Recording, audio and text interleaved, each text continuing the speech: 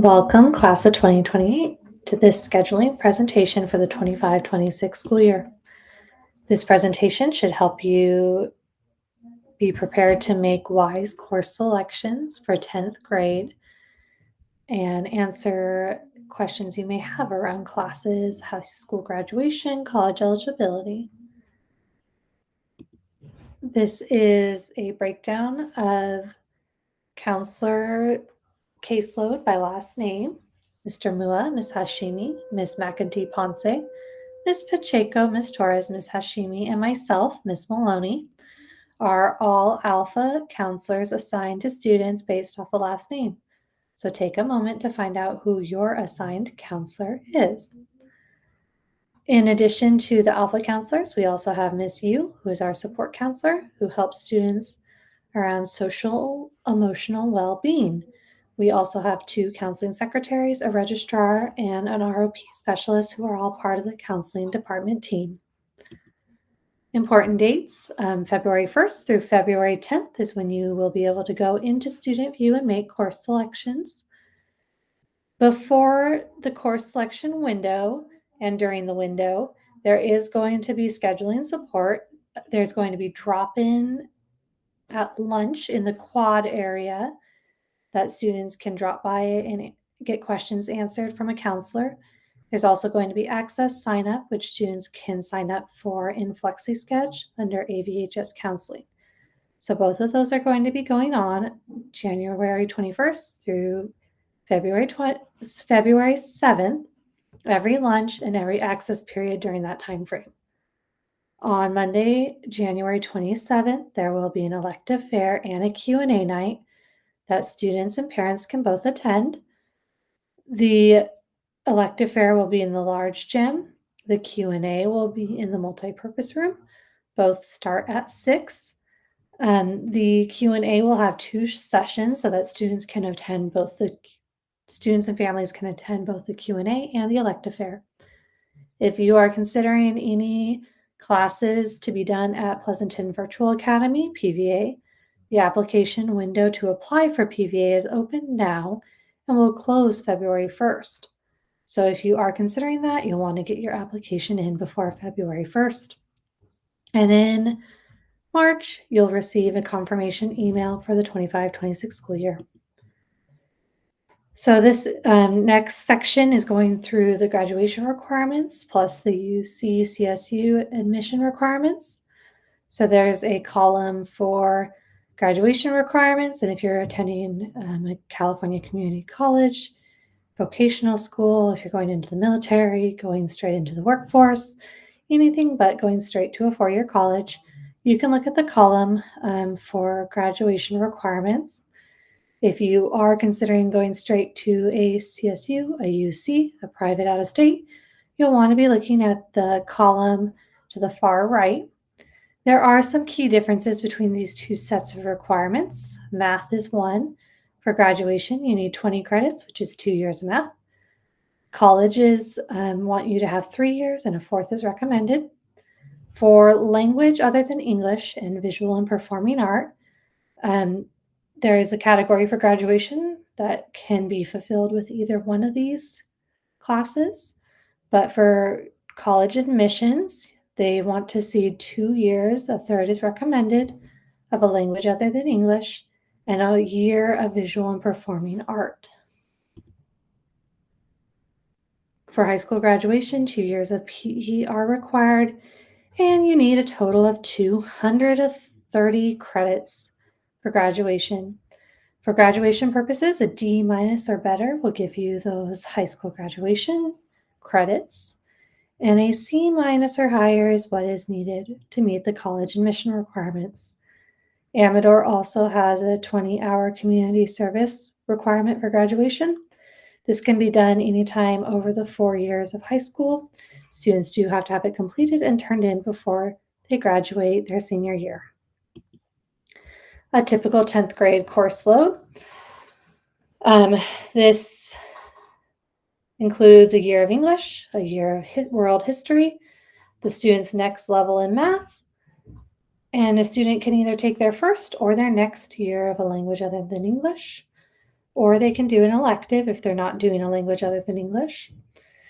A typical 10th grade course load will include science or an elective, and it may include PE or it may include an elective.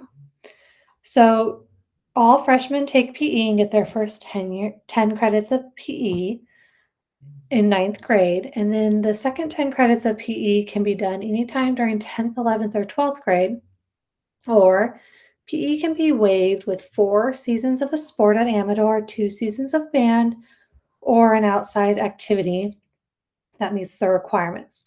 So all this waiver information can be found on the school website under Activities Athletics tab. And if you are looking at doing an alternate option for PE credits, please make sure you check out the information there on the website and make sure you're meeting the requirements. Otherwise, students again can take a second year of PE in 10th, 11th, or 12th grade. The students will be able to sign up for a 7-period day again next school year. Students who are in band, orchestra, choir, leadership, AVID, doing a CTE class or an ROP class will be eligible to request 7 classes. It is not a guarantee that they will get 7 classes. There is a 7-period day interest form that students also have to fill out in addition to their course request. And this form will let them indicate what class they would be dropping if they do not get the 7-period day. 7-period days class options will be similar to this year, which included PE1, bio, and chemistry. So students will be taking a year of English in 10th grade. They can take college prep, sophomore English, so your standard sophomore English class. There's information here on this slide. You can pause the video and read this through. Students can also select to take honors sophomore English. So again, you could pause the video and read through this slide as well if you wish. The big difference between the college prep sophomore English and honors sophomore English. Honors sophomore English is going to be more rigorous, faster pace, as honors and AP classes are. Honors sophomore English is not a weighted honors class. It is an unweighted honors class, so it does not give that GPA boost. You don't get that in English until you reach AP level. However, it is seen by colleges as being more rigorous. So world history, similar. There is the college prep world history class. You could pause the slide and read through here. There's also the AP world history. So this is an AP class option for sophomores. And students can choose to take the more rigorous, more demanding AP world history course or the regular college prep course. Math options. So depending on what a student took in 9th grade, there's a sequence of math courses. They would move on to the next level. If a student took Algebra 1 as a 9th grader, they do have 3 options. So they can choose Math 2, which is going to be a little slower pace, a little more supportive. The geometry course, geometry is required for college admission. Students cannot skip geometry. Math 2 is equivalent to geometry. So if a student takes Math 2, they are meeting that same geometry requirement. And then there's also this Course 1 class that students can choose from if they're looking for more rigor and challenge. Course 1 and Course 2 are usually done together, so 1 in 10th grade and 1 in 11th grade. Together, the 2 courses cover 3 years of math, so geometry, algebra 2, and pre-calculus. So it is a faster pace, accelerated course. If a student is in geometry as a 9th grader, they would move on to Algebra 2, or there's an Honors Algebra 2. Honors Algebra 2 is an unweighted honors class.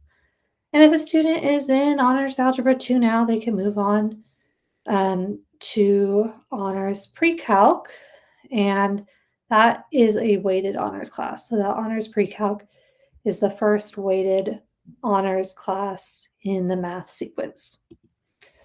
So we have our descriptions of the different options here. Student, you can pause the video and read through these.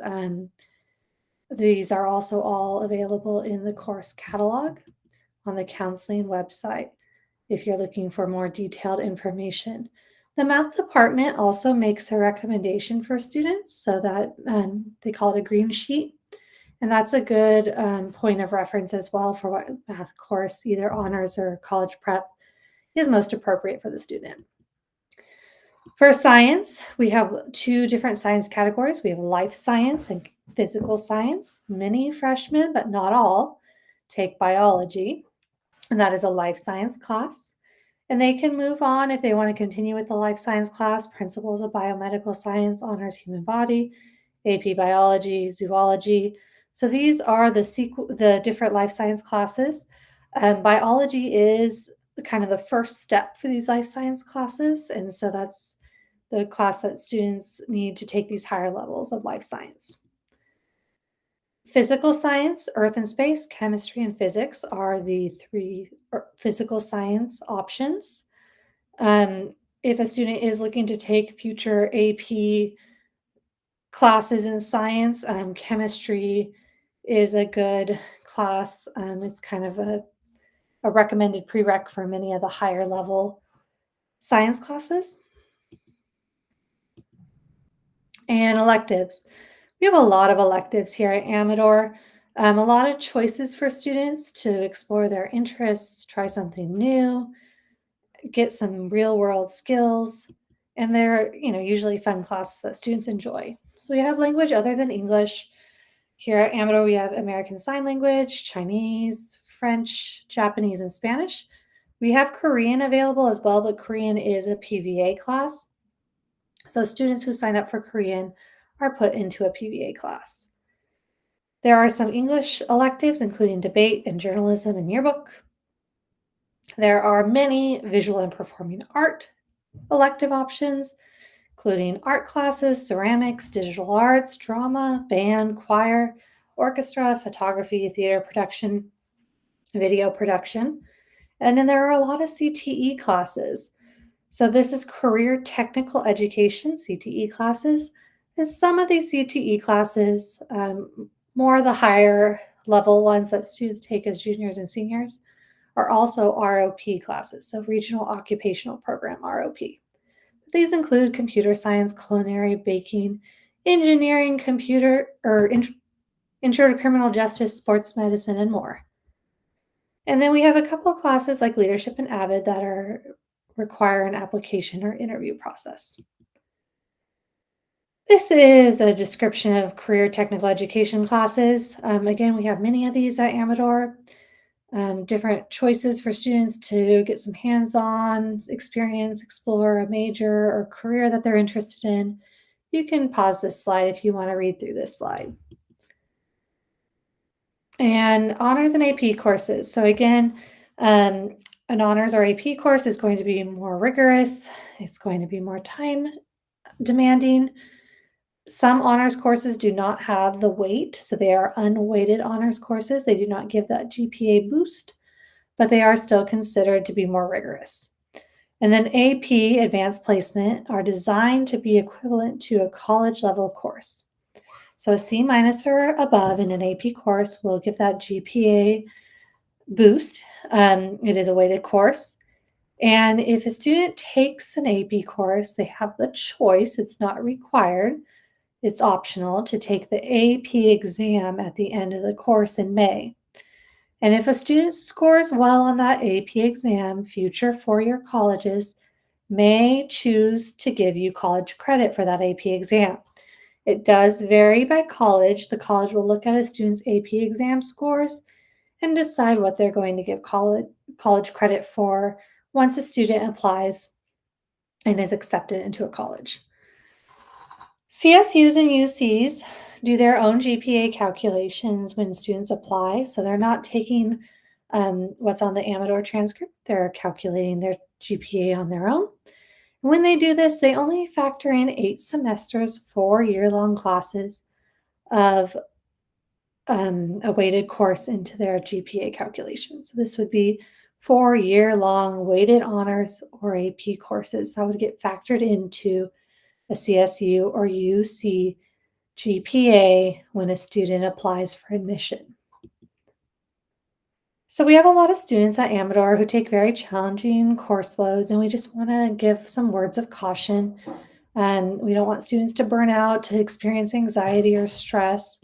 We want their school and life to be balanced. And so um, just think about freshman year, think about your courses. Was it too easy, too challenging? Did you have enough time? Excuse me. Also, think about what else you're going to be participating in: clubs, sports, band, work, family obligations, community organizations that may require time from you. So just think these things through and be careful. It's not necessary to earn straight A's in the hardest classes. Colleges want to see that you're taking classes that challenge you and that you're also maintaining strong grades and being successful both academically and personally. So, one of the tools that is useful for students to plan out their classes in high school is a 4-year plan.